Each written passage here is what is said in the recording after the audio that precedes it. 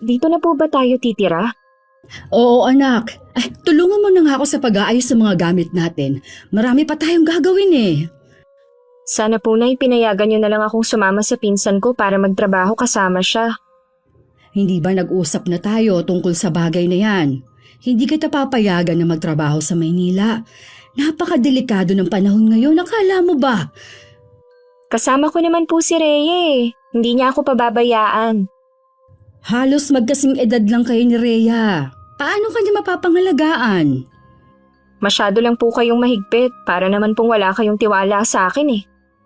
May tiwala ako sa'yo. Wala lang akong tiwala sa lugar na pupuntahan nyo ng pinsan mo. Kailan niyo naman ako papayagan na magtrabaho? Hindi naman kita pinagbabawalan na magtrabaho pero ang gusto ko, yung malapit lang sana. Gusto ko lang naman makatulong sa inyo eh, lalo na sa mga gastusin natin. Sapat naman ang kinikita ko sa pagtitinda ng mga gulay para sa ating dalawa. Dito po sa bago nating nilipatan, magtitinda pa rin ba kayo ng gulay? Mukhang mainit pa naman ang klima dito. Sabi ni Kuya Hilario ipapasok niya akong katiwala sa isang poultry dito. Baka may bakante pa, pwede ko siyang pakiusapan na ipasok ka para magkasama tayo. Sige nga po, Nay. Gusto ko na kasi talagang magtrabaho eh. Gusto ko yung may sarili akong pera. Sige na, tapusin mo na yung ginagawa mo at nang makapunta na tayo sa bahay ng tiyuhin mo. Binilisan ko na nga ang ginagawa ko. Nabuhayan na rin ako ng pag-asa na makakapagtrabaho na ako. Sa edad ko kasing 20, sabik na talaga akong kumita ng pera at makatulong kay inay. May gusto rin kasi akong bilhin para sa sarili ko. Nahihiya naman ako manghingi pa kay inay dahil alam kong sapat lang ang kinikita niya. Nang matapos namin ang ginagawa, lumabas na kami ng bahay para puntahan ang bahay ni Tio Hilario. Malapit lang naman ang sa kanila. Nang natanaw na namin ang bahay ng nakakatandang kapatid ni inay, binilisan na namin ang paglalakad. Pero bigla kami natigilan dahil sa dalawang boses na nagtatalo. Nagkatinginan pa kami ng inay. Bago siya sumenyas na lumayo kami sa may pinto. Hindi ka na nga nakakatulong sa akin. Puro perwisyo pa ang binibigay mo. Kailan ka ba talaga magtitino, ha? Pabayaan nyo na lang kasi ako, Tay. Sa tanda ko ba namang to eh. Kung pagsalitaan nyo ako, para pa rin akong teenager. Yun na nga eh. 30 ka na pero hanggang ngayon wala ka pa rin inaatupag kundi ang pakikipagbarkada mo. Ano naman po masama sa pakikipagbarkada? Kayo nga sa edad nyong yan may mga kaibigan pa kayo. Ako pa kaya? Mabuti sana kung ang mga barkada mo mabuting impluensya sa'yo. Kaso, hindi! Tay, tigilan nyo na nga ako. Hindi ba kayo nahiya sa mga kapitbahay natin? Daig nyo pa ang inay kung makaputak eh. Walang hiya ka talaga! Hindi mo na ako ginalang! Kung makipag-usap ka sa akin, para lang akong kaedad mo! Yan naman ang tingin nyo sa akin kahit noon pa eh. Pinakawalang hiya nyong anak. Bakit? Totoo naman ah! Oh, saan ka naman pupunta?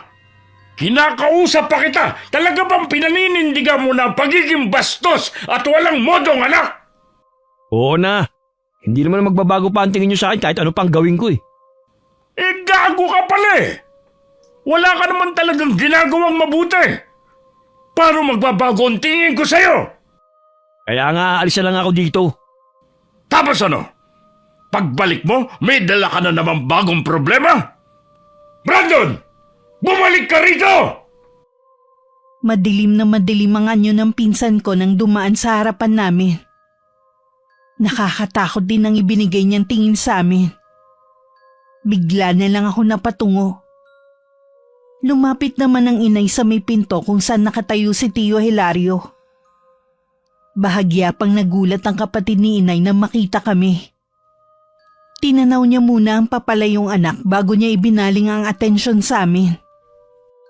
Ay, pasensya ka na Kuya Hilario kung wrong timing ang pagpunta namin ha. Huwag niyong pansinin ang inabutan niyo. Masasanay rin kayo sa aming mag-ama. Mukhang matindi ang pinag-awayan niyo ng anak mo. Ganun ba talagang sumagot si Brandon? Oh, Wala talagang preno ang bibig ng lalaking yun. Nasan nga pala ang asawa mong si Ate Edna? At yung mga anak nyo? May ilang buwan na rin na nasa anak namin si Edna na nakatira sa kabilang barangay. Doon ko muna pinatuloy mula nang atakihin sa puso ng dahil kay Brandon. Yung damuhulang na yun ang wala pang asawa sa 5 kong anak. Mukhang wala rin magkakamaling magkagusto sa kanya kung ganon ang pag-uugali. Kawawa lang ang babae sa kanya. Mabuti pang tumandang binata na lang siya. Pero malay mo kuya, baka magbagong anak mo kapag nakapag-asawa. Malabo yung mangyari. Sagad hanggang buto ang pagkasutil ng lalaking yun. Sa bagay, ikaw ang masigit na nakakakilala sa kanya. Sa buong pag-uusap ni Inay at Tio Hilario, nakikinig lang ako sa kanila. Hindi ko rin maiwasang maawa sa tiyuhin ko. Sa pagkakatanda ko parang 65 pa lang siya. Pero mukha na siyang mas matanda sa tunay niyang edad. Marahil nga dahil sa sobrang konsumido sa anak niya. Lihim na lang ako napapailing. Pag-uwi sa bahay, napag-usapan pa rin namin ng inay si Kuya Brandon. May mga anak po pala kasing sutil si Kuya Brandon, no, Nay? Oo naman, hindi mawawala sa mga anak na si Sibol na masamang damo. Masamang damo po talaga, ha? Bakit ka natatawa? Totoo naman. Hindi ko po maiwasan na maawa kay Chong kanina. Kahit kay Tia Edna, kahit na hindi ko pa po siya nakakaharap. Biruin niyo, mismong anak pa yata nilang papatay sa kanila. Minsan kasi nasa pagpapalaki rin, o di kaya nasa dugo na talaga. Sa pamilya natin, wala naman akong natatandaan na may ganoong pag-uugali sa mga kamag-anak natin. Ewan ko lang sa pamilya ng nanay niya. Baka nga po doon nakuha ni Kuya Brandon ang pagkasutil niya. Ay hindi ko alam, iha. Luto na ba yung sinaing mo? Gusto ko na kasi magapunan ng maaga. Ngayon ko kasi nararamdaman ng pagod sa mahabang biyahe. Gusto ko na magpahinga. Opo, luto na tong sinaing. Maupo na lang kayo, ako nang bahalang maghain. Pinagpahinga muna kami ni Tio Hilario bago niya kami sinamahan sa kanyang amo. Swerte naman natanggap kami ng inay. Tuwang-tuwa ako. At sa wakas makakaranas na rin akong kumita ng sariling pera. Hindi naman ganun kalawak ang poultry ni Mang Tomas. Kaya tingin ko hindi naman kami mahihirapan.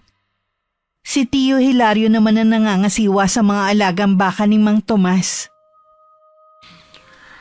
Mabait naman ang amo natin. May konsiderasyon din siya sa mga nagtatrabaho sa kanya. Halata nga naman kay Mang Tomas, kuya . Gusto ko na nga sanang mag-resign. Kaso ayaw niya akong pakawalan. Mahirap na daw kasing kumuha ng mapagkakatiwalaang tao. Hindi naman kasi siya naglalagi rito . Huwag kang mag-alala kuya, hindi ka magsisisi na kami ang iyong inirekomenda kay Mang Tomas. Pagbubutihin namin ang trabaho. Alam ko naman yun, kaya nga agad na kitang pinapunta rito. Kaysa naman manirahan pa kayo sa probinsya natin. Mabuti nga rin na pinapunta mo kami dito. Nagkatrabaho pa si Janice. Matagal na kasi niyang gusto. Wala naman kasing mapasukan sa atin. Wala nga talaga. Kasi malayo pa sa kabihasnan. Hindi katulad dito .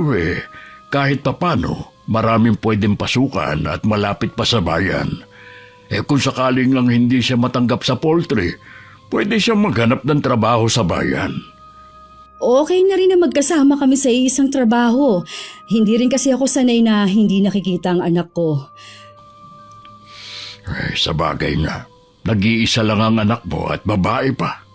Kailangan mong ingatan. Kaya nga nung magpaalam sa akin na sasama sa pinsan sa Maynila, mariin ko talagang tinutulan.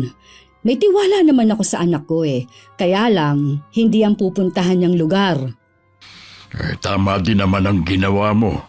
Ang mga kabataan ngayon padalos-dalos sa mga ginagawa minsan. Paano Kuya Hilario? Mauuna na kami umuwi sa'yo. Nauna na sa bahay si Janice eh. Tsak na hinihintay na ako nun. Sabihan mo lang ako kung may kailangan pa kayo, ha? Punta lang kayo sa bahay. Nang dumating ang inay, nagsasalansan ako ng mga panggatong sa likod bahay. Nagmano lang ako sa kanya bago bumalik sa kusina. Para naman ipagtimpla siya ng salabat. Matagal na kasing hindi umiinom ng kape ang inay. Dahil sa sinisikmura siya.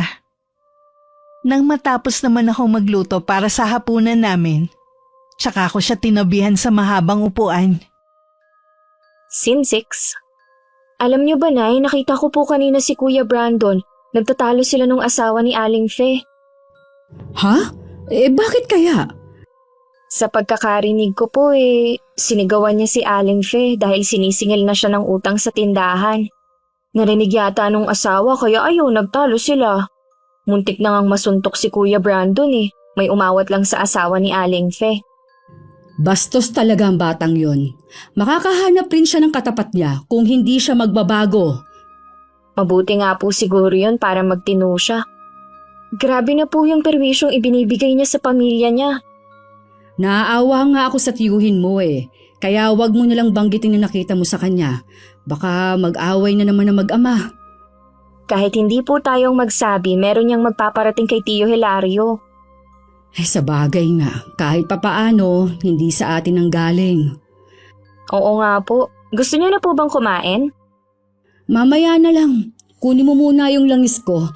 Papahiran ko lang muna itong binti ko.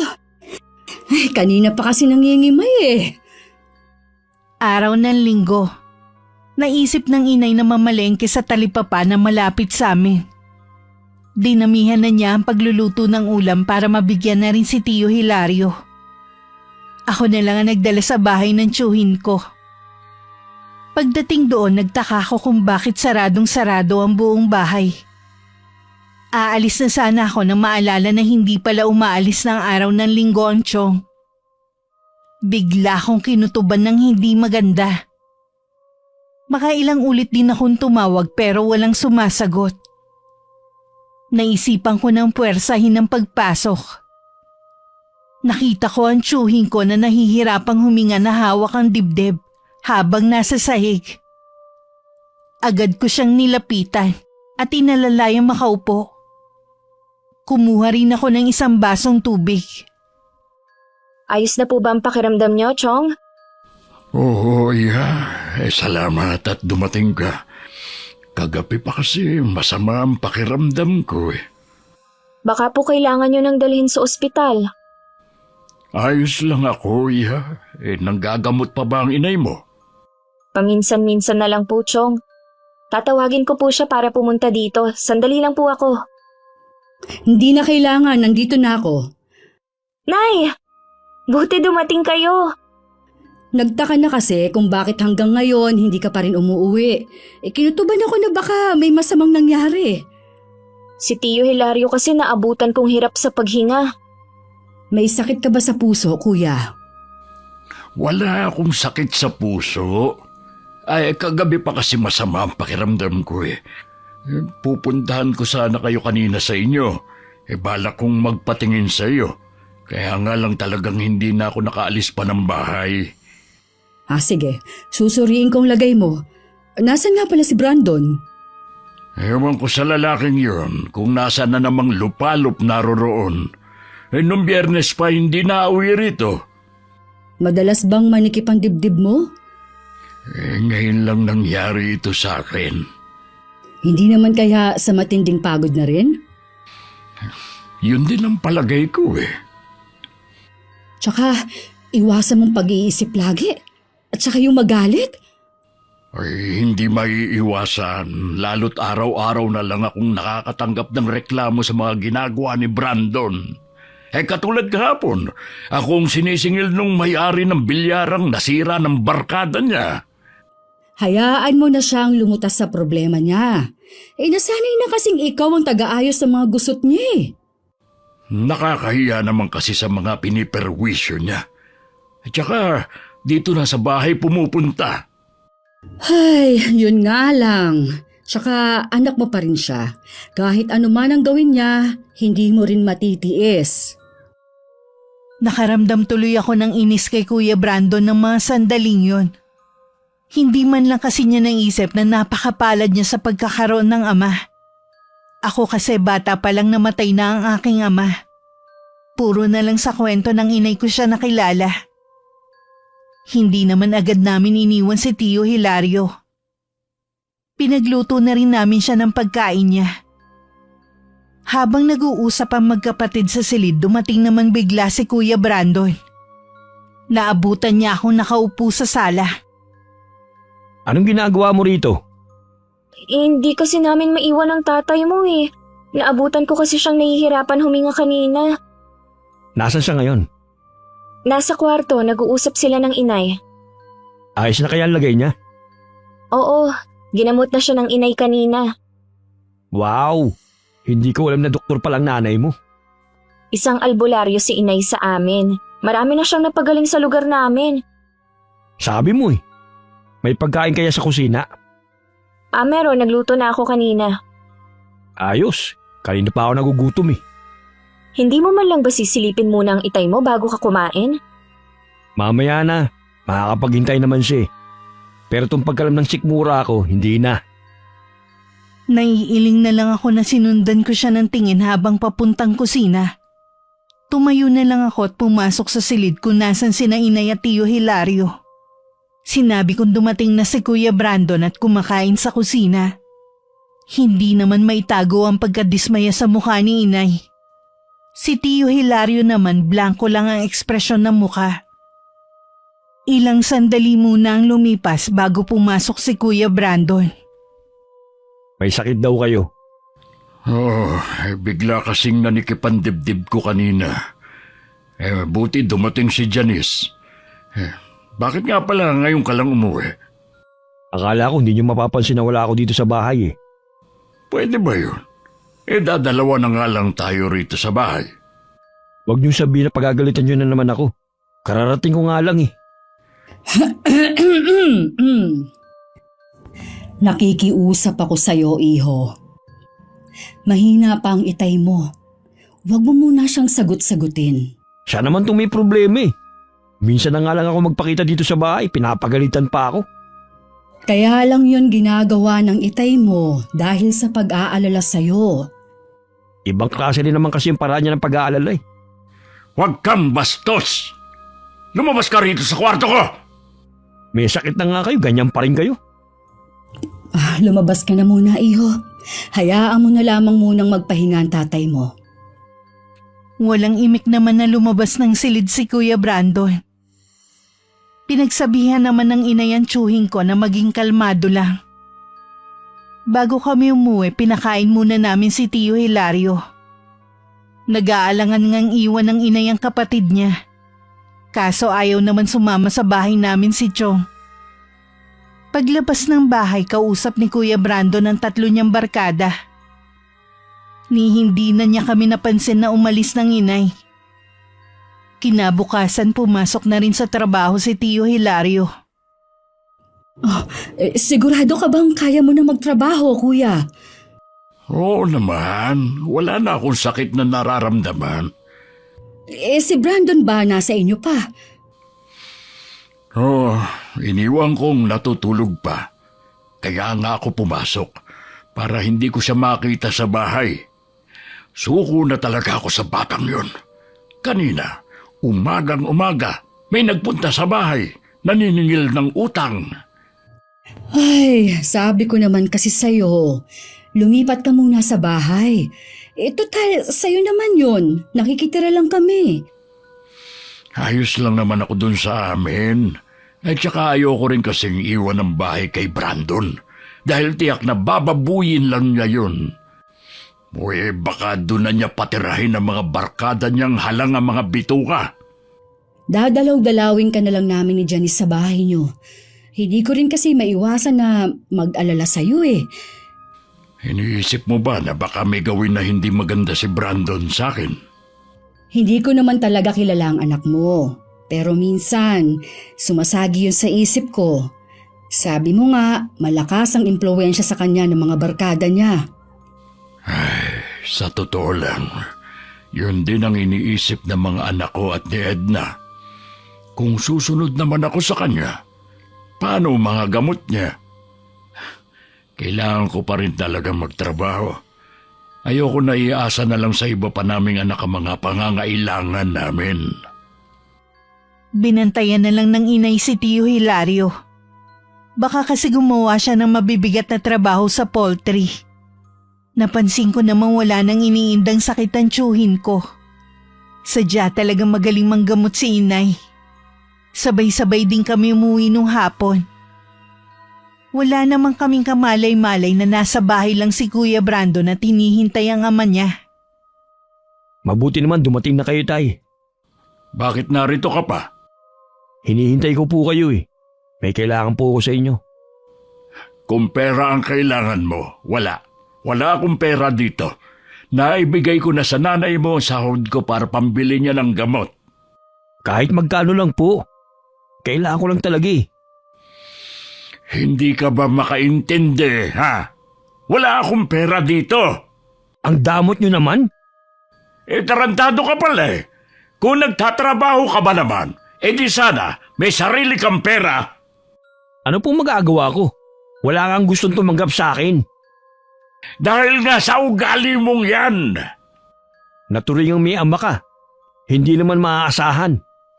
Ano hindi maasahan? Ako lahat ang nagbabayad ng mga utang mo. Ako ang umaareglo sa mga gulong kinasasangkutan mo. Tapos sasabihin mo, hindi mo ako maasahan? Tama na po. Ang dami nyo pag sinasabi. Pera lang naman ang hinihingi ko. Bastos ka talagang lalaki ka. Lumayas ka rito sa pamamahay ko. Wala ka talaga silbi. Oo na, aalis na. Napahinga na lang ng malalim si Tio Hilario sa matinding galit sa anak niya. Hinawakan pa niya ang dibdib at bahagya yung hinagod-hagod. Nakakaramdam na naman kasi siya ng paninikip ng dibdib. Kinabukasan sa poultry, inabutan na namin si Tio Hilario na naglilinis ng kulungan ng mga manok. Binati lang namin siya ng inay at nagumpisa na rin kami magtrabaho. Samantala ng mga oras na yon, nasasangkot na naman si Kuya Brandon sa gulo. Kasalukuyan siyang nasa barangay hall kasama ang mga barkada niya. Dinampot sila ng mga barangay tanod dahil hindi sila mapigil sa panggugulo sa talipapa. Pinababayaran din sa kanilang grupo ang mga nasira nila. Pinasundo naman si Tio Hilario ng kapitan para kausapin. Si Chong na lang ang humarap at nakiusap sa mga tindera at tindero ng talipapa. Nabigyan ng palugit ang anak para mabayaran sila. Talaga bang hindi ka na magbabago, ha? Hindi ko naman sinabing mangialam kayo sa akin eh. Paano hindi ako mangingialam?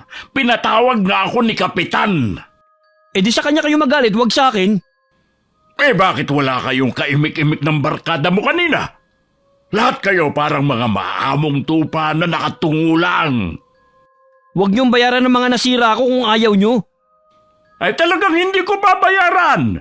Sa tingin mo, may pagkukuhanan ako, ha? Nasaid na lahat ng ipong ko nang dahil sa'yo. Kahit kailan naman talaga, wala kang kwentang ama sa akin eh. Mabuti pa sa mga kapatid ko. Ibang trato mo sa kanila. Pagkatapos ng lahat ng sakripisyo ko sa'yo, ako pa palang walang kwentang ama sa'yo? Kung ikaw ba naman, ginagaya mo ang pagiging mabait at responsable ng mga kapatid mo, hindi sana mawawala ang amor ko sa'yo. Oo na, ako na ang pinakamasamang anak nyo. Sana nga lang, hindi na lang kayo naging ama ko. Hayop ka talaga! Sige tay, suntukin nyo ako. Bakit hindi mo ituloy? Itong piski ko, ituloy nyo na. Alam ko naman matagal nyo nang gustong gawin sa akin yan eh. Lumayas ka rito. At huwag ka na magpapakita sa akin kahit kailan. Layas! Nakarating sa amin ng inay ang ginawa ni Kuya Brandon. Pinuntahan din namin si Tio Hilario sa bahay niya na parang pagod ang itsura. Napag-alaman namin sa mga kapitbahay niya na nagkaroon na naman ng matinding pagtatalo ang mag-ama. na hindi na bago sa kanila. Oh, ayos ka lang ba, Kuya Hilario? Nabalitaan niyo na siguro ang ginawang katarantaduhan ni Brandon. Oo, Kuya. Kalat na dito sa buong lugar natin. Bakit naman ginawa ni Brandon yun? Naghahanap buhay lang naman ang mga taong yun eh. Wala naman yatang atraso ang mga tindera at tendero sa kanila. Hindi ko alam kung anong pumasok sa mga utak ng barkada niya para gawin yun sa mga taong yun. Sakit nga talaga siya sa ulo. Hindi na din kita masisisi kung nasagad ka na nga talaga. Hindi lang pasensya kong nasagad, Divina, pati ang pagiging ama ko. Parang gusto ko na siyang itakwil. Patawarin ako ng Diyos sa pag-iisip ng ganitong bagay. Tao lang ako na nakakapag-isip ng hindi tama. Naiintindihan naman kita, Kuya. Nasaan na ba si Brando ngayon? Pinalayas ko na. Kapag bumalik ulit siya, palalayasin ko ulit. Huminahon ka muna, Kuya. Hayaan mo munang lumamig ang sitwasyon. Mula noon, hindi na talaga maganda ang ugali ng batang yun. Lagi siyang inirereklamo ng magulang ng mga kaklase niya. Halos linggo-linggo na lang kung pumunta sa eskwelahan ng nanay niya. Akala ko'y magbabago siya kapag tumanda na. Ayun pala, lalong lalala. Wala na akong masabi, Kuya, sa anak mo. Kapag kailangan mo ng tulong, nandito lang kami ni Janice. Gusto kong murahin si Kuya Brandon sa isip ko dahil sa mga pinaggagawa niya. Awang-awa naman ako sa ama niya na hindi na napigilan ng pagluha. Nang mga sumunod na araw, saksi kami nung pinuntahan ng mga naperwisyo ni Kuya Brandon ang tiyuhin ko. Siya ang sinisingil ng mga tindera at tindero ng talipapa sa mga nasirang gamit at paninda. Samantalang si Kuya Brandon ng mga sandaling yun, abala naman sa pakikipag-inuman sa mga kabarkada. Nang pauwi na, biglang sumulpot sa harapan niya si Neil, ang tindero ng isda sa talipapa. Kumusta ka na, pare? Ayos lang. Anong kailangan mo sa akin? Nakalimutan mo na ba? May utang kang dapat bayaran. Sinira mo ang paninda ko sa talipapa. Alam mong inutang ko lang ang pampuhunan ko doon. Hanggang ngayon, hindi pa rin ako nakakabayad sa taong inutangan ko. Wala akong babayad sa'yo. Kaya tumabi ka dyan sa daraanan ko. Ang lakas ng loob mo at ng mga kaibigan mo na manira ng kabuhayan ng ibang tao. Wala ka naman palang pambayad. Nakikilala mo ba kung sino ako, ha? Oo naman. Sakit ka ng ulo ng pamilya mo at ng mga taga rito. Alam mo naman pala kung sino ako eh. Dapat matakot ka sa pwede kong gawin sa'yo. Hindi naman ako nandito para maghanap ng gulo. Gusto lang kitang singilin. Wala akong ipambabayad sa'yo. Kaya humingi ka na. Wala kang pambayad sa akin pero araw-araw kang umiinom. Kahit ubusin ko ba ang lahat ng alak sa mga tindahan dito, wala kang pakialam. Hindi kita titigilan hanggat hindi mo ko nababayaran. Sinabi ng... Hoy! Bumalik ka rito! Hindi pa ako tapos! Buisit. Mayabang din ang isang yun. Dahil lang naman dito sa amin. Dahil sa nangyari sa talipapa, tuluyan na yung pinasara. Kaya mahirap tuluyang bumili ng ulam. Kung sa bayan kami pupunta, mapapamahal naman kami sa pamasahe. Mabuti na lang naisipan ni Neil na maglako na lang ng isda sa mga bahay-bahay. Yun nga lang, madalas isang klase lang ng isda ang nilalako niya. Yan lang ba ang isdang inilalako mo, iho? Opo, ito lang po eh. Gustuhin ko man po na maglako ng ilang klase ng isda. Kapos naman po ako sa puhunan. Nay, si Kuya Neil po yung nagtitinda sa may talipapa. Isa po siya sa mga naperwisyo ni Kuya Brando nung magwala sila doon. Ah, ganun ba? Pasensya ka na, iho, hindi ko alam. Pamangkin ko si Brandon. Magkapatid kami ng ama niya. Naubos po kasi ang puhunan ko. Hindi pa nga ako nakakabayad sa taong inutangan ko. Kaya yung pinakamurang isda na lang muna ang inaalok ko ngayon. Masarap naman ang ganyang isda. Nakausap mo na ba ang pamangkin ko? Nagmamatigas po siyang bayaran ng mga nasira niya sa mga paninda ko. Sabi pa tatayin niya ang singiling ko. Wala namang kasalanan si Mang Hilario sa ginawa niya Tsaka, alam ko po, araw-araw na pinupuntahan ng ama niya ng mga kasama ko. Ayoko na makidagdag pa. Napakabuti mo naman, iho. Salamat at malawak ang pangunawa mo. Si Brandon po ang may atraso sa akin. Dapat lang na siyang singiling ko. Naku, malabo nang mabayaran ka ni Kuya Brandon. Wala ngang trabaho yun eh. Naku, napakwento na kami sa'yo. Pagbilhan mo nga ako ng 1 kilo. Sige po, ipapalinis niyo na rin po ba? Oo, sige. Naisip ko kung katulad lang ni Nilang pinsan ko at mga kaibigan niya, siguro mas tahimik ang lugar namin. Mabilis naman nalinisan ang binili naming isda. Ako na lang din na nagluto sa mga yun. Dahil 1 kilo, 2 klase ng luto ang ginawa ko. Habang kumakain kami ng inay, nabanggit niya muli si Neil.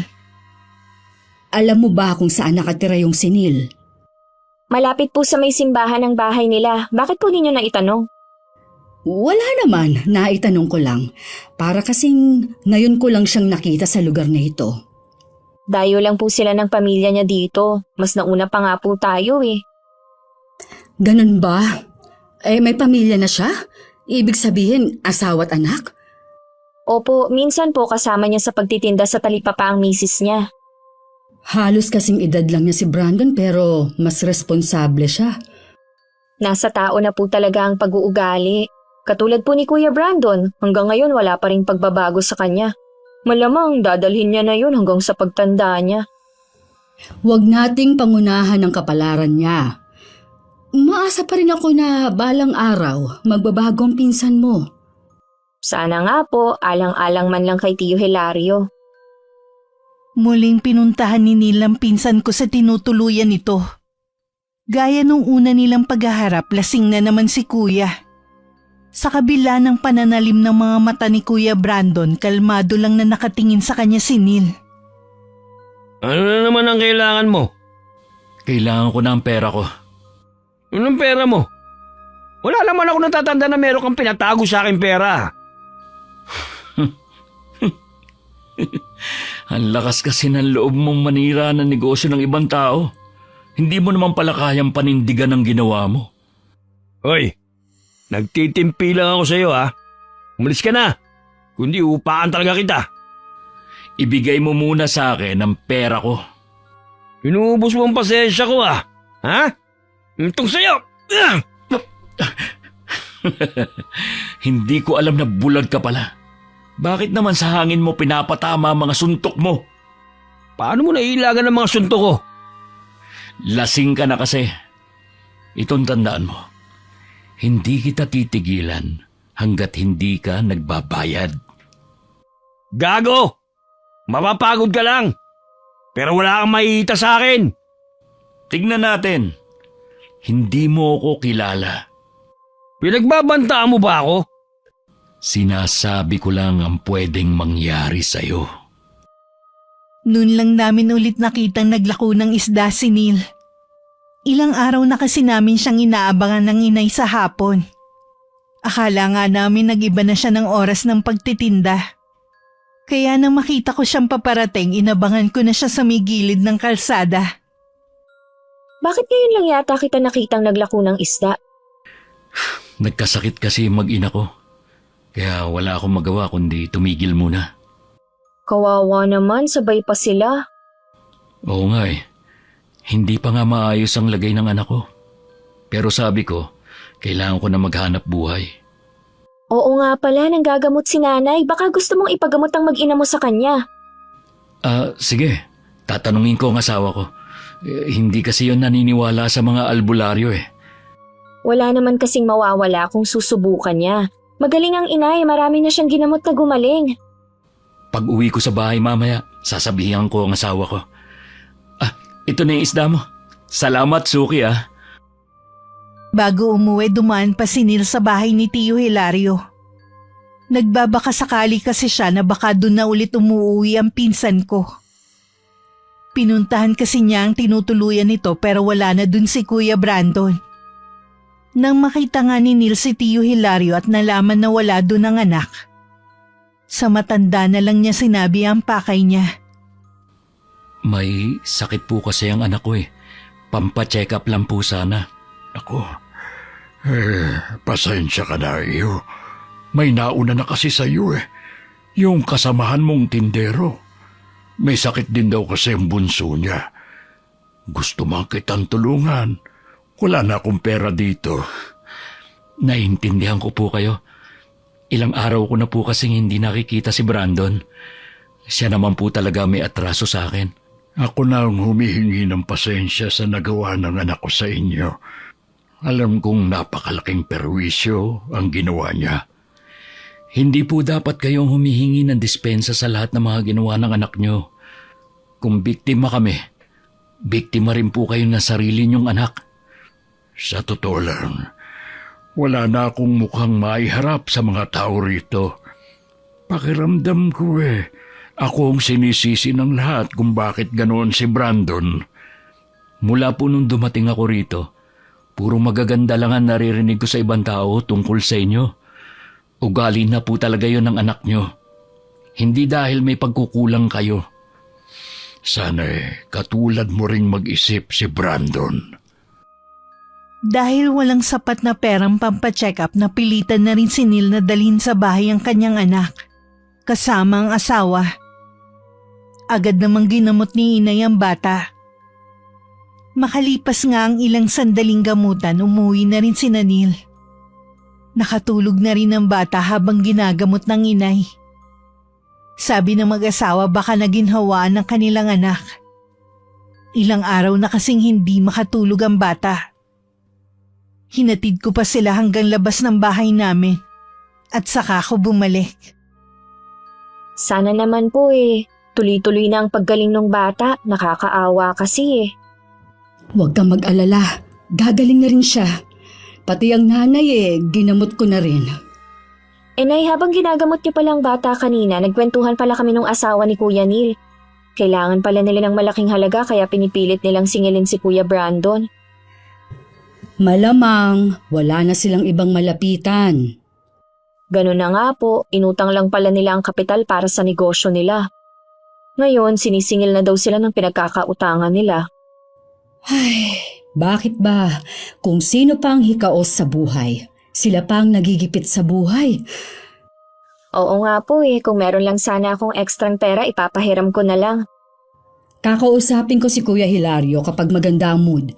Alam ko kasi inuunti-unti niyang pagbabayad sa mga naaagrabyado ng pinsan mo. Nakakainis talaga si Kuya Brandon. Ang daming nadamay dahil sa ginawa niya. Tapos tatay niya pa ang nagbabayad. Tapos na yon. Wala na tayong magagawa pa. Hindi ko pa rin maiwasang hindi sisihin si Kuya Brandon sa mga nangyayari.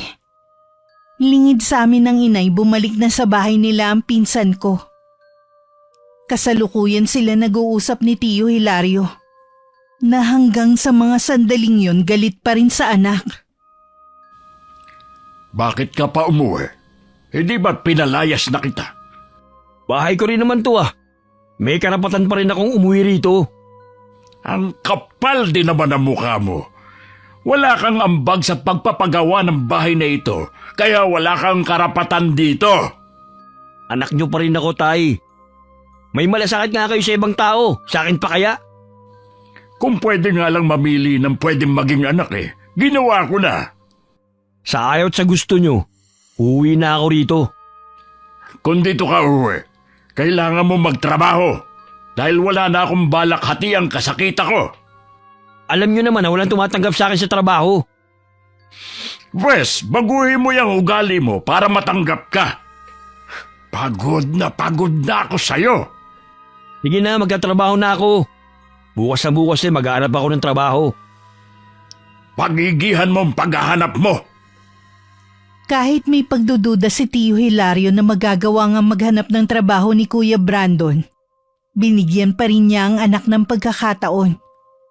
Kinabukasan sa poultry na banggit ni Tio Hilario na bumalik na nga ang pinsan ko sa kanila.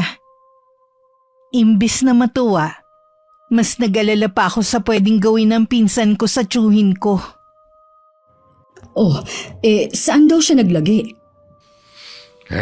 Hindi na ako nagtanong pa. Alam niyo po, Chong, sana hindi niyo na siya tinanggap sa bahay niyo. Puro problema lang naman ibinibigay niya sa inyo eh. Janice, huwag mong sabihin yan. Anak pa rin ni Kuya si Brandon. Tama naman ang sinabi mo, Iya. Kaya lang wala siyang mapupuntahan. Pero binigyan ko siya ng kondisyon na kailangan niyang magtrabaho. Dapat lang po para maranasan niya kung paano magbanat ng buto. Bakit hindi mo ipasok dito sa poultry ang anak mo? Para nasusubaybayan mo rin ang bawat ginagawa niya. Gustuhin ko man, sira siya kay Mang Tomas dahil sa ginawa niya dati. Ganun ba? Wala pala siyang pagpipilian kundi maghanap ng trabaho sa sarili niyang paraan. Kailangan ko lang maging matigas sa kanya sa pagkakataong ito. Bahala na muna siya sa buhay niya. Lagi kong isinasama sa dasal ko na sana magbago na si Brandon. Naku Nay, hindi na yung tinatabla ng dasal. Malala na ugali niya. Huwag ka kasing kontra ng kontra dyan. Nagpapasalamat nga ako sa pagdating niyong mag-ina. Kahit papano meron akong karamay. May dahilan ng Diyos kung bakit kami napunta dito. Huwag po kayong mag-alala, Chong, kahit walang pakialam sa inyo si Kuya Brandon. Kami naman po ng inay hindi kayo pababayaan. Salamat sa inyong mag-ina. Wala kaming kamalay-malay ng inay na ang pagiging malapit namin kay Chong. Binibigyan pala ng masamang kahulugan ni Kuya Brandon. Madalas kasi namin dalhan ng pagkain ng kanyang ama. O di kaya yayain sa bahay na lang kumain. Ano na naman yung dala mo? Kakanin to. Luto ng inay. Nandyan ba si Tio Hilario? Wala pa siya, nangangahoy. Ubus na kasi mga panggatong namin eh. Sana ikaw na lang ang nangahoy imbis na ang tatay mo. Pagod na nga siya sa pagtatrabaho, pagdating dito sa bahay niyo siya pa rin ang gumagawa. Ano bang pakialam mo sa amin ha? Nagmamalasakit lang ako sa tatay mo. Ikaw tong walang pakialam sa kanya. Alam mo, kayo ng nanay mo nagdala ng kamalasan sa amin eh. Bakit kami? Para sabihin ko sa'yo, ikaw ang malas dahil wala ka nang ginawa kundi bigyan ng problema si Chong. Siguro kayo ng nanay mo nagsusulsul sa tatay ko para lalong magalit sa akin. Huwag mo kaming pagbibintangan ha. Bago pa kami dumating, matagal nang galit sa'yo ang tatay mo. Tapos ginagatungan nyo pa. Lalo tuloy lumalayo sa akin ang loob ng ama ko. Kasalanan mo rin kung bakit lumayo na ang loob sa'yo ni Chong. Naaawa lang kami sa kanya dahil malayo siya sa asawa at iba pa niyang mga anak. Kung hindi ka lang niya iniisip, matagal ka na niyang iniwan. Di gawin niya, wala akong pakialam. Mabuti nga eh, para may benta ng bahay na ito. Hindi naman ikaw ang may-ari ng bahay na to, mahiya ka naman. Ikaw ang mahiya. Lumayas ka rito. Dalhin mo yung kakanin mo pa uwi. Dahil walang kakain yan dito. Malakas pang binalibag ni Kuya Brandon ang pinto nang makapasok siya sa loob ng bahay. Nagngingit-ngit naman na umuwi na lang ako sa amin. Nagtataka naman ang inay sa itsura ko.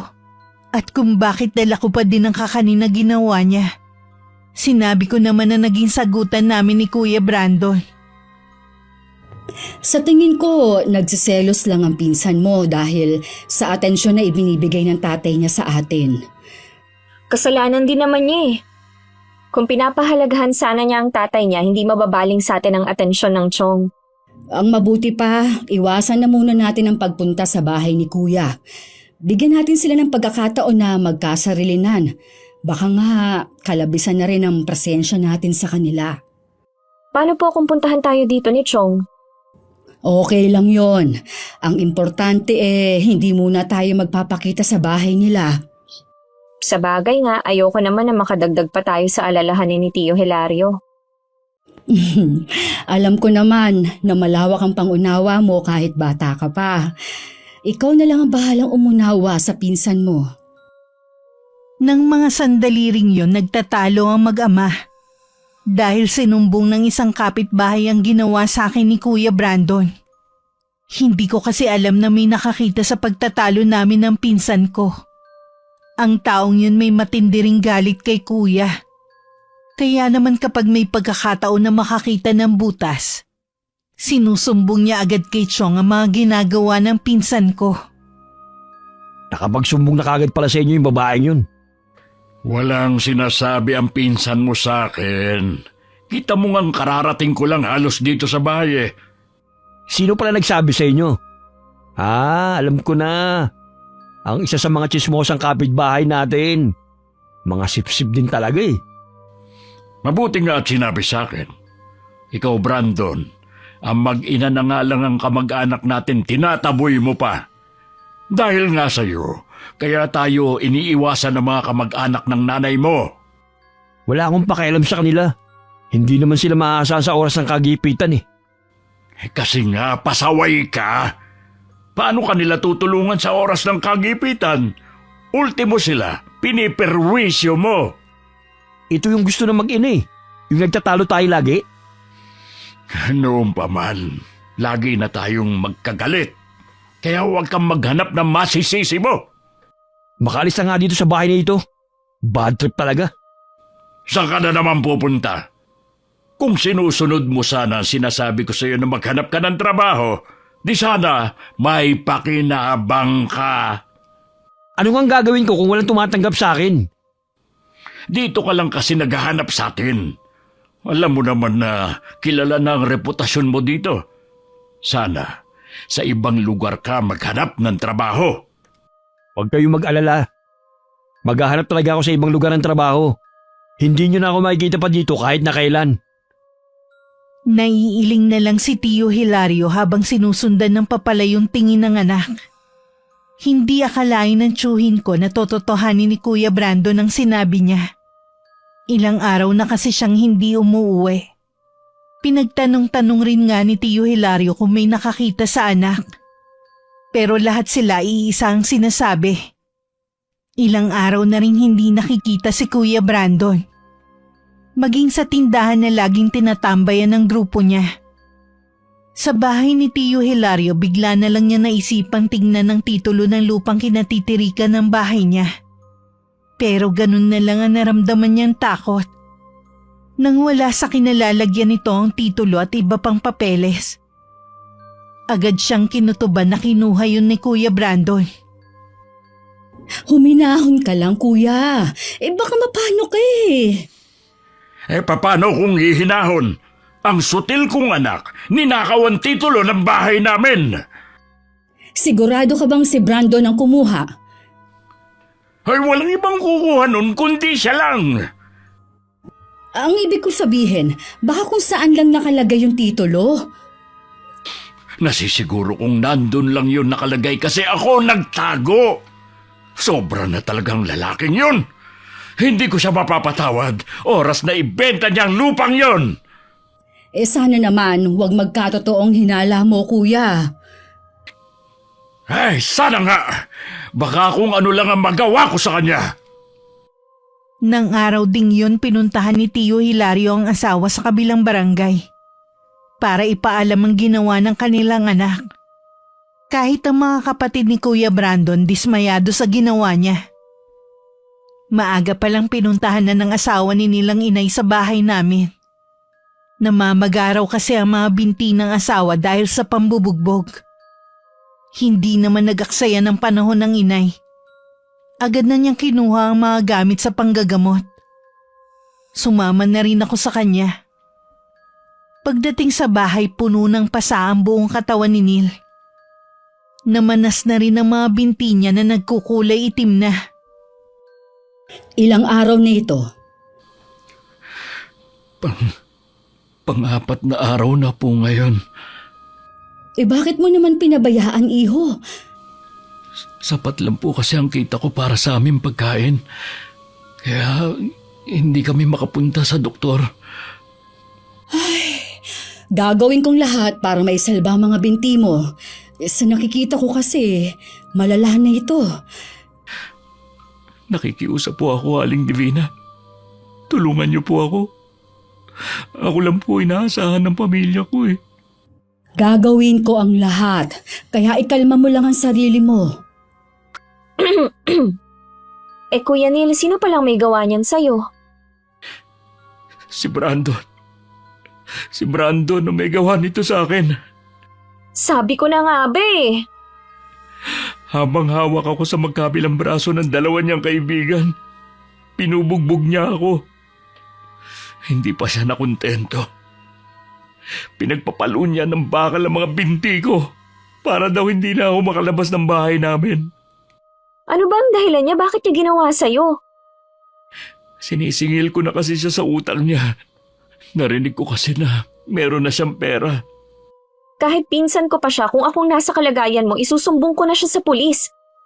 Malaking abala lang yun sa amin. Isa pa, hindi naman papansinin na reklamo namin eh. Sana dumating ng karma ni Kuya Brandon nang maranasan niya ang hirap ng mga naging biktima niya. Janice! Huwag mo ngang hilingin ang kapahamakan ng kapwa mo. Hindi tama yon. Bakit, Nay? Tama ba yung ginawa niya kay Kuya Neil at sa iba pa? Tama bang nakawin niya ang titulo ng ama niya? Walang awa si Kuya Brandon kaya tama lang na maparusahan siya. Sana nga kung saan man siya naroroon ngayon, makahanap na siya ng katapat niya. Naiintindihan ko naman ang punto mo. Pero huwag mo namang sabihin ang bagay na yan.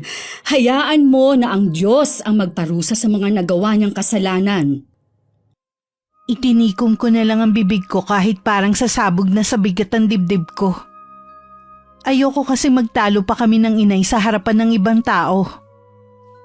Nang sulyapan ko si Neil, namimilipit siya sa sakit habang ginagamot siya ng inay. Ang asawa naman niya hindi mapigilan na mapaiyak. Pagkatapos gamutin ng inay ang mga binti ni Neil, nakaramdam naman siya ng ginhawa. Ilang beses pa nung bumalik ang inay para gamutin siya hanggang tuluyan siyang gumaling. Nakauwi na rin si Tio Hilario galing sa bahay ng anak. Hindi pa namin binabanggit ng inay sa kanya ang ginawa ni Kuya Brandon. Araw ng linggo habang nagsasampay ako ng mga damit na nilabhan ko, biglang dumating si Tio Hilario. Halata sa kanya ang bigat ng problema. Agad ko naman siyang pinapasok sa loob ng bahay. Mabuhay din kasi ang tayo niya. Tinawag ko na rin ang inay na nasa kusina. Galing sa bahay kanina yung taong pinagbentahan ng lupa at bahay ni Brandon. Ha? Ang bilis naman niya naibenta. Sa murang halaga lang niya binenta dahil sa pagmamadaling magkapera. Anong sabi nung bago may-ari? Kailangan ko nang umalis sa bahay na yun sa isang linggo. Iniregalo daw niya kasi sa anak na bagong kasal lang ang bahay na yun.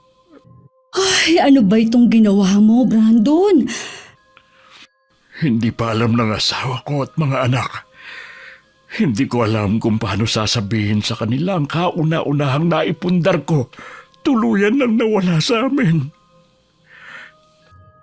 Kung hindi mo pa kayang umuwi sa mga anak mo, dito ka muna sa bahay na ito. Kung tutuusin ikaw pa rin naman ang nagmamay-ari ng bahay na ito. Hindi ko pa naman naibibigay sa iyo ang kabuuang bayad. Kapirasong lupa lang ito kumpara sa bahay at lupa namin. Maraming alaala din ang bahay na yun dahil doon nagsilaki mga anak namin. Hindi ganun kadali na isuko ko yun. Alam ko naman yun. Ang ibig ko lang naman sabihin, pwede naman naming isauli ito sa'yo. Kaysa wala nang matira sa inyo. Bakit?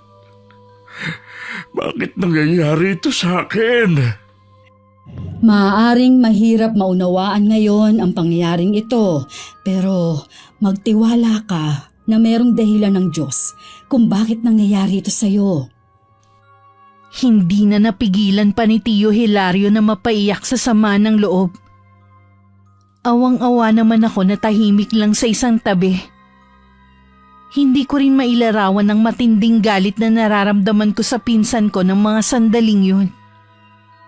Makalipas ang ilang araw, lumipat na sa bahay namin si Tio Hilario. Kaya lang hindi siya makausap ng maayos. Lagi lang siyang tulala at tila malalim ang iniisip. Dumating naman si Neil na may dalang isdang nilalako. Masigla na ulit siya at hindi na iniinda ang sakit ng binte. Bahagya pa siyang nagulat nang makita si Tio Hilario sa bahay namin. Ngayon lang kita ulit nakitang naglako ng isda. 2 linggo po kasi akong nasa bahay lang. Si Aling Divina po pala. Nasa poultry pa sila mag-ina. Mamayang tanghali pa ang uwi nila. Ah, ganun po ba? Iwan ko na lang po ang isda dito. Pasasalamat ko po kasi siya po ang nagpagaling sa akin. Bakit? Ano ba ang naging sakit mo? Wala naman po ako naging sakit. Namaga po yung mga binti ko dahil sa pambubugbog sa akin. Ha? Sino naman ang gumawa nun sa'yo? Ang anak niyo pong si Brandon. Ha? Si Brandon na naman. Narinig ko po kasi na meron na siyang pera kaya sinisingil ko na siya. Kaya alam po binugbog niya ako. Ay, ako na ang humihingi ng kapatawaran sa ginawa ng anak ko sa iyo, ha? Pasensya na po kayo, Mang Hilario. Pero hindi ko po mapapatawad ang ginawa ng anak niyo. Naiintindihan kita, iyo. Huwag ka mag-alala. Hindi naman ako galit sa sinabi mo. Sige po. Aalis na po ako. Kailangan ko po kasing maubos tong tinitinda kong isda. Pag-uwi namin ng inay, sinabi ni Tio Hilario na galing kay Neil ang isdang iniluto niya. Nagkatinginan naman kami ng inay. May palagay kasi kami na alam na ng tiyuhin ko ang ginawa ng anak kay Neil.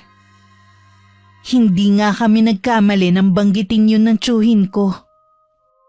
Bakit hindi niyo sinabi sa akin ang ginawa ni Brandon kay Neil? Ayaw na naming dagdagan pa ang mga alalahanin mo. Tsaka gumaling na rin naman si Neil eh.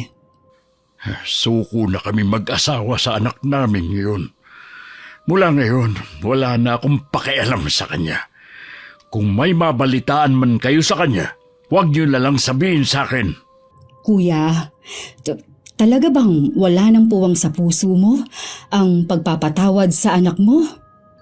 Wala na, Divina. Sabi ko nga sa'yo, naubos na ako dahil sa kanya. Naiintindihan kita, kuya. Pero umaasa pa rin ako na balang araw, magkakaayos pa kayong mag-ama. Hayaan na lang natin si Chong, panahon na lang sigurong magpapahilom sa galit niya.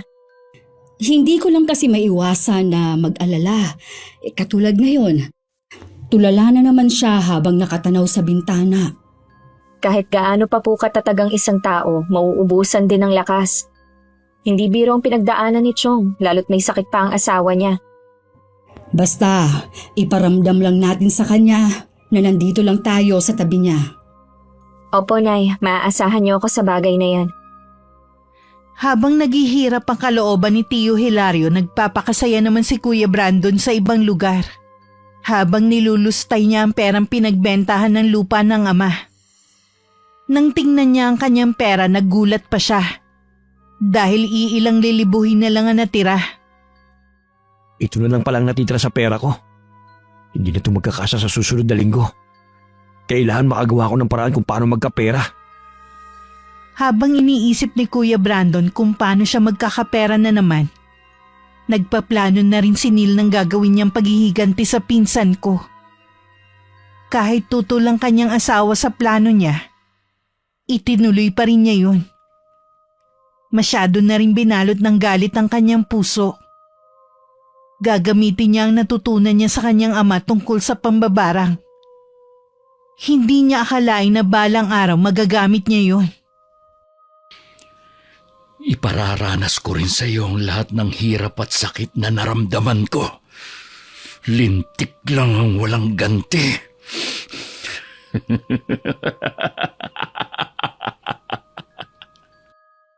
Labis din ang pag-aalala namin kay Tio Hilario.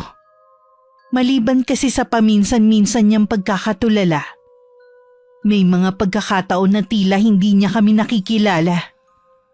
May mga pangyayari din na kahit hating gabi lumalabas siya ng bahay at naglalakad-lakad.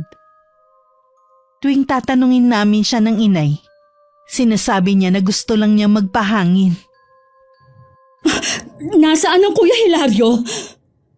Natutulog po sa may duyan. Huwag po kayo mag-alala, hindi ko po siya inaalisan ng paningin ko. Ay, mabuti naman.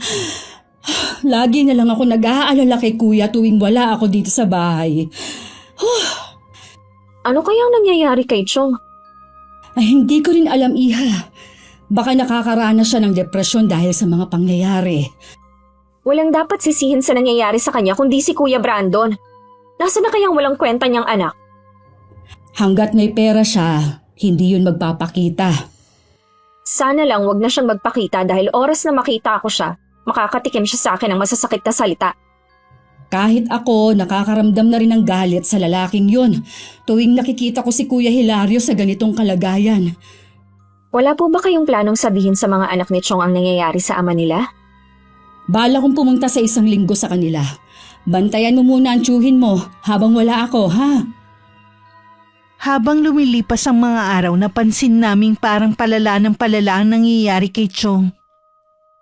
May mga pagkakataon na rin kasi na para siyang nag-iisip bata. Minsan kasi pinaglalaruan na niya ang pagkain niya sa plato. Kuya, hindi tamang pinaglalaruan ng pagkain sa kamay. Lalayuan tayo ng grasya niyan. Pasensya ka na, Divina. Oo nga pala, papagalitan tayo ng itay. Ayaw nga pala nun na nag-aaksaya ng pagkain. Sabi niya mahalaga ang bawat butil. Naaalala mo pa pala mga pangaral sa atin ng itay noon. Oo naman, hindi ko na uulitin na maglaro ng kanin. Sa labas na lang ako maglalaro. Oy, bakit tumayo ka na kaagad? Tapos ka na bang kumain? Oh, maglalaro muna ako sa labas, ha? O, edi sige, huwag kang lalayo. Hindi naman talaga siya maglalaro na parang bata, kundi titingin lang sa malayo at mag-iisip na naman. Inay, awang-awa na po ako kay Chong. Ay, alam ko naman. Kahit ako, araw-araw nadudurog ang puso ko sa nakikita kong kalagayan ni Kuya Hilario. Maagang umalis ang inay. Kami lang ni Tio Hilario ang nasa bahay ng mga oras na yon. Tahimik lang naman ang tiyuhin ko habang nasa duyan. Mabuti na lang nabawasan na yung paglalakad-lakad niya nang hindi namin nalalaman. Delikado naman kasi yon. At baka masagasaan pa siya sa kalsada. Naghihintay na lang ako ng oras para sa tanghalian namin nang biglang sumulpot si Kuya Brandon. Hindi ko agad siya nakilala dahil sobrang payat niya. Blanko naman ang ekspresyon ng tiyuhin ko habang nakatingin sa kanya. Anong ginagawa mo dito? May nakapagsabi kasi sa akin na nandito raw ang itay. Saan pa kaya pupunta ang itay mo pagkatapos mong ibenta ang bahay niyo na hindi niya alam? Akala ko kasi umuwi siya sa mga kapatid ko eh. Ngayong alam mo na, pwede ka nang umalis. Teka lang naman. Kakausapin ko pa nga ang itay eh. Chong, gusto niyo po bang kausapin ang anak niyo? Kita mo? Umiiling siya. Ibig sabihin, ayaw kanyang kausapin. Tay, alam ko na galit kayo sa ginawa ko. Patawarin niyo na po ako. Bilib din naman ako sa kakapalan ng mukha mo, no? Pagkatapos sa mga ginawa mo, may gana ka pa talagang magpakita dito. Pwede bang itiko mo muna ang bibig mo? Kinakausap po pang itay eh. Sabat ka naman ng sabat. Umalis ka na rito! Hindi ka namin kailangan sa pamamahay na ito! Ay, ipinagtatabuyan niyo na ako. Oh, kaya umalis ka na! Hayaan niyo po muna ako magpaliwanag. Sinabi nang umalis ka na! Hindi ko kailangan marinig ang paliwanag mo! Sige po, aalis na ako. Pero babalik ako rito. Nang makaalis si Kuya Brandon, isinara ko ang pinto. Baka kasi bigla na naman siyang sumulpot sa bahay. Nang sulyapan ko si Tio Hilario, parang baliwala naman sa kanya ang biglang pagdating ng anak. Nang dumating ang inay, agad ko yun sinabi sa kanya. Hindi rin siya makapaniwalang pupunta sa amin ng pinsan ko. Malamang, naubos na ang pera niya kaya nagpakita na siya. Yun din po ang naiisip ko. Anong sabi ni Kuya Hilario? Mukhang hindi niya nakikilala ang anak niya. Pinagtabuyan nga niya eh. Baka nga pala sa 1 linggo pa nila masusundo ang Tiyo Hilario mo. Maghahanap pa kasi sila ng mag-aalaga sa mag-asawa. Lahat pala kasi ng anak ng tiyo mo may mga trabaho. Ibig pong sabihin pala maigi ang mga buhay nila doon. Oo, tatay lang daw kasi nila ang mapilit na magtrabaho pa at para magkaroon ng ambag sa pambili ng gamot ng asawa. At tingin daw nila kaya hindi umuuwi sa kanila ang ama dahil nga kay Brandon. Ang dami pala talagang sakripisyo ni Chong tapos ito lang ang igaganti ng visit niyang anak. Inay, ano pong reaksyon nila sa nangyayari sa itay nila? Ipapa-check up daw nila para malaman pero tingin daw nila depression din. Kahit sino po siguro magkakaroon ng depresyon kay Kuya Brandon. Oo nga, sana huwag na muna siyang magpakita kay kuya. Baka kasi lumala lang ang kalagayan ng ama niya. Balak pa nga pong bumalik dito Ako na lang ang kakausap sa kanya kapag bumalik. Lumipas pa ang 1 linggo bago muling bumalik si Kuya Brandon. Kung payat siya nung una kong nakita, mas lalong bumagsak ang katawan niya ngayon. Kita na kasi ang mga buto niya sa leeg. At nanlalalim din ang mga mata na parang hindi na natutulog sa gabi. Tila hindi rin siya naliligo ng ilang araw. Dahil madumi na ang suot na damit at pantalon. Tahimik lang akong naupo sa tabi ni Tio Hilario. At si inay naman ang humarap sa kanya.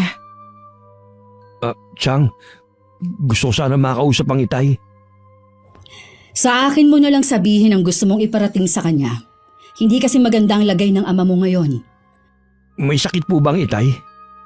Wala naman. Kaya lang tingin ko ay nakakaranas siya ng depresyon dahil sa sunod-sunod na problemang kinakaharap niya. Ganun po ba? Dito na po ba siya titira? Pansamantala, habang hindi pa siya kinukuha ng mga kapatid mo. Kasi po, kung nasa ng itay, dapat nandun din ako. Ano? Gusto mo tumira dito sa amin? Huwag ka munang sumabat, iha. Hayaan mo muna kaming mag-usap. Sige po, Nay, pasensya na. Iho, saan ka ba naglagay ng mga panahong may pera ka? Bakit hindi mo ginamit yung pinagbentahan ng bahay sa maayos? Mabilis lang po kasi ang pera Tsaka, hindi naman po malaki ang perang nakuha ko. Dahil doon, sobrang nag-isip ang tatay mo. Masyado niyang dinibdib ang bagay na yon. Lagi lang siyang tulala at malayo ang tingin. Pasensya na po. Hindi ko naman gusto mangyari yun sa kanya Pasensya ka na rin, iho. Pero hindi ka namin pwedeng tanggapin sa bahay na ito. Hindi niyo po ako pwedeng paalisin dito. Pag-aari ng tatay kong bahay na ito. May katibayan ka ba? Ha? Wala. Pero hindi ko kailangan patunayan. Alam mong pag-aari ito ng aking ama. Pues, hanggat wala kang naipapakitang katibayan, hindi ka pwedeng tumira dito. Tay, magsalita naman kayo. Huwag lang kayong tumunganga dyan. Sabi ko na sa'yo, hindi magandang lagay ng itay mo dahil na rin yun sa'yo. Tay, kausapin niyo naman ako. Ipagtanggol niyo ako. Wala akong ibang pupuntahan. Kailangan ko kayo, Tay. Ano ba? Wag mo nga siyang hawakan. Huwag kang mangialam dito, ha? Brandon, kapag hindi ka umalis, tatawag ako ng mga kalalakihan para kalagtarin ka palabas ng bahay namin. Kayo talagang mag-ina ang malas sa buhay ko. Mula nang dumating kayo, lumayo na ang loob sa akin ng itay ko. Mawala na sana kayong mag-ina habang buhay. Kasing bulok talaga ng pagkatao mo yung lumalabas sa bibig mo. Oras na karmahin ka. Kahit kailan, wag na wag kang lalapit sa amin para humingi ng tulong. May mga kapitbahay kami na tinawag ng inay para palabasin sa bahay namin si Kuya Brandon. Sa mga nangyari parang wala lang naman kay Tio Hilario. Nakatingin lang siya habang inilalayo ng 3 kalalakihan ng anak niya. Akala namin ng inay palilipasin muna ni Kuya Brandon ng ilang araw bago bumalik. Baka ng mga panahon na yun nasundo na si Tio Hilario ng mga anak. Ngunit kinabukasan din bumalik ulit siya Labis kami nawindang ng inay sa itsura niya nang humarap sa amin. Anong nangyari sa'yo? Bakit puno ka ng sugat sa buong katawan? Chang, tulungan niyo po ako. Nagmamakaawa po ako sa inyo. Naku nay, paalisin niyo na siya dito. Hindi niyo ba nakikita? Inuuod ang mga sugat niya. Baka mahawa pa tayo ng sakit na meron siya. Wala na po talaga akong malapitan kundi kayo. Umalis ka dito sa pamamahay namin. Nakakadiri ka, buhay ka pa, naaagnas na yung katawang lupa mo. Janice! Hayaan mo na lang akong makipag-usap sa kanya.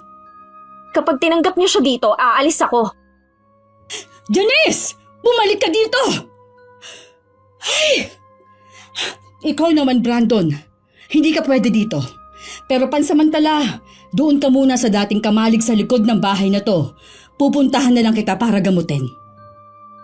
Hinatid pa ng inay si Kuya Brandon sa lumang kamalig. Dinalhan din ng inay ng banigang pinsan ko at pinakain din bago iniwan. Hindi naman ako makapaniwala sa ginawang yun ng inay. Pagkatapos kasi ng lahat ng ginawa ni Kuya Brandon, tutulungan pa talaga niya. Pansamantala lang naman, Iha, habang hindi pa siya gumagaling. Paano kung hindi na siya umalis? Ako ang bahala. Hindi rin ako papayag na dumito siya.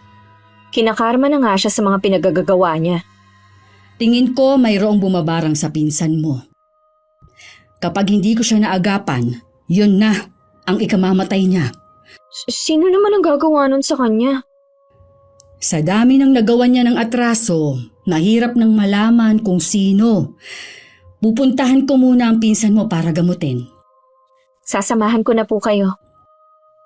Nang mga oras na yun, kausap ni Tio Hilario ang pinsan ko. Hindi kami agad pumasok sa loob. Nakinig muna kami ng inay sa pag-uusap ng mag-ama. Bukas kasi ng umaga susunduin na ang tiyuhin ko ng isa sa mga anak niya. Marahil gusto lang niya makausap ang anak bago umalis. Patawarin niyo po ako tayo sa mga nagawa kong kasalanan sa inyo. Noon pa kita pinatawad, anak. Ang gusto ko lang, ayusin mo ang sarili mong buhay. Gaya ng sinasabi ko sa iyo noon. Hindi habang buhay, lagi akong nasa tabi mo para alalayan ka. Alam ko na po ngayon kung paano walang karamay. Binaliwala ko kayo't paulit-ulit na binastos. Ngayon, hindi niyo na ako matutulungan pa. Gagamutin ka ng Tia Divina mo. Kapag gumaling ka, huwag mo nang sasayangin ang pagkakataon na ipinagkaloob sa iyo. Opo, tay. Magbabago na po ako. Huwag niyo lang po akong iwan. Hindi kita iiwan. Narito lang ako sa tabi mo. Lagi kong ipagdarasal na gumaling ka agad. Kuya, kailangan mo na magpahinga. Janice, samahan mo ang Tio Hilario mo. Tay, Magtiwala ka lang sa Tia Divina mo. Hindi ka niya pababayaan. Kailangan nating malaman kung sino may gawa nito sa'yo. hindi ko po kayo maintindihan, Chang. Hindi sakit ang dumapo sa'yo, kundi isang sumpa. May isang tao ang may matinding galit sa'yo, kaya kanya binabarang ngayon. Barang? Hindi to totoo. Chang, ayoko pa pong mamatay. Chang, tulungan mo ako. Huminahon ka lang. Tutulungan kita sa abot ng aking makakaya. Salamat po. Habang tumatagal, patindi lang patindi ang sakit sa mga binti ko. Parang dinudurog. Ay, patingin nga. Mahabaging langit. Ay, nabubulok na ang mga binti mo. Nilalabasan na rin to ng mga insekto. Chang, tulungan mo ako. Oo, iho. Nahimatay siya sa matinding sakit na nararamdaman niya. Alam ko na rin naman kung sino may gawa nito. Kailangan ko siyang puntahan bago mahuli ang lahat. Pinuntahan ni inay ang bahay ni Neil. Nung una ayaw siyang harapin ng lalaki. Sinabi lang ng inay na alam niyang binabarang ni Neil ang pamangkin. Kung hindi niya haharapin ng inay ko, hindi niya magugustuhan ang gagawin niya. Kaya naman napilitan na rin lumabas ang lalaki. Hindi rin siya makatingin ng diretso. Alam kong matindi ang galit mo kay Brandon dahil sa ginawa niya sa'yo. Pero hindi tama ang gumamit ka ng pambabarang para gumante. Alam mong kasalanan sa Diyos ang ginawa mo. Nadala lang po ako ng matinding galit ko kay Brandon. Hindi po biro ang perwisyong ginawa niya sa akin at sa pamilya ko. Ilang araw na gutom ang asawa at mga anak ko dahil hindi ako makapaghanap buhay. Naiintindihan kita, pero sana bawiin mo na ang ginawa mong sumpa kay Brandon. Paano po kung bawiin ko? Tapos hindi naman siya magbago. Sa dinadanas niyang paghihirap ngayon, sa tingin ko, naturuan mo na siya ng leksyon. Babawiin ko na po ang sumpang ginawa ko. Hindi ko naman po talaga intensyon na makasakit. Lalo na ang makapatay ng tao. Nadala lang talaga ako ng matinding galit. Alam kong mabuti kang tao. Salamat at hindi mo na ako pinahirapan pa. Patawarin niyo po ako, Aling Divina. Pakisabi rin po kay Brandon na patawad. Sa makalawa po, aalis na kami ng pamilya ko rito. Babalik na po kami sa probinsya namin. Hangad ko ang swerte sa pag-alis niyo. Alam ko, matutupad ang mga pangarap ninyong mag-asawa. Basta't samahan niyo palagi ng dasal ang bawat gagawin ninyo. Maraming salamat po. Nung umuwi ang inay, wala pa ring malay si Kuya Brandon. Naghihilom na rin ang mga sugat niya sa buong katawan. Huminto na rin sa pagkabulok ang mga binti niya. Nag-alay pa ng orasyon ng inay para hindi lapitan ng mga elemento ang katawang lupa ng pinsan ko. Dahil mahina pa ito. Kinabukasan maagang sinundo si Tio Hilario ng dalawa niyang anak. Sinabi naman namin ang nangyari sa kapatid nila. Pero hindi sila nagpakita ng anumang simpatya hanggang makaalis sila. Sana maging aral na kay Kuya Brandon ang nangyari sa kanya. Hinihiling ko rin na sana magawa siyang patawarin ng pamilya niya balang araw. Sigurado ako, pagising niya mamaya, hindi na siya ang Brandon na kilala natin. Kahit nagagalit ako sa kanya, naaawa pa rin ako na para na rin siyang ulila ngayon. Tandaan mo anak, lahat ng nangyayari sa atin, pangit man o maganda, ay may laging dahilan. Ang importante sa lahat, laging tumawag sa Panginoon sa lahat ng oras na nalilito ka at hindi alam ang gagawin. Baka kasi naliligaw ka na ng landas, katulad ng nangyari sa Kuya Brandon mo.